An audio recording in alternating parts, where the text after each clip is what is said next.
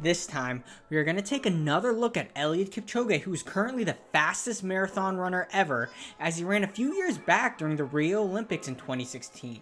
I have already gone over his running mechanics in much more detail before, but this time, I thought it would be interesting to compare his running to common characteristics seen in elite long distance runners. Now, before we get started, I want to give some context on this clip. This actually takes place close to the 35-kilometer mark, so it's during the last quarter of the race. Also, he has been running a negative split during the race, which is a common strategy for long distance running. Therefore, he's actually running faster than the average pace at 4 minutes and 39 seconds per mile, which is insane. Now, let's go over some of his running mechanics. Here, he's running at around 185 steps per minute. And running around 180 steps per minute is pretty commonly seen in elite long distance runners.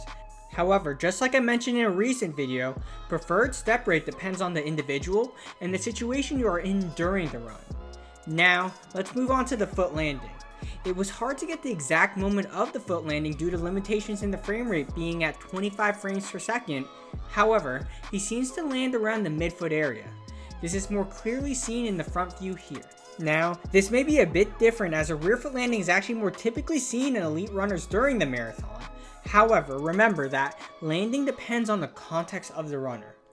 For example, people typically run more toward the rear foot area during lower intensity runs.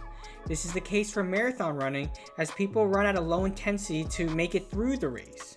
For Kipchoge, he has such amazing fitness levels as he's accustomed to very long runs that he could sustain a higher intensity pace during the marathon. With a higher intensity, he could be shifting his landing closer to the midfoot area. Also, he is starting to pick up the pace here, which would do a similar thing as well. Honestly, this is more theoretical more than anything, as he could also just be landing around this area as his body may attenuate shock absorption best with this kind of landing. Anyway, the next thing we will look at is the foot landing relative to the body. Like I said before, there are limitations in frame rate, however, this frame is the closest we get to it here. Now, if you look at the shank angle, it is basically 0 degrees as his shin is perpendicular to the ground. Landing this way is actually a common characteristic seen in elite runners. The next thing we'll look at is the vertical bounce. Here he presents with very minimal oscillation. Again, this is also seen in other elite long distance runners. Moving on, there is another aspect I want to go over as it seems to be overlooked during a running analysis, which is rhythm. You can see how smooth and cyclic his running is. You can really appreciate it here as you look at the front view as well.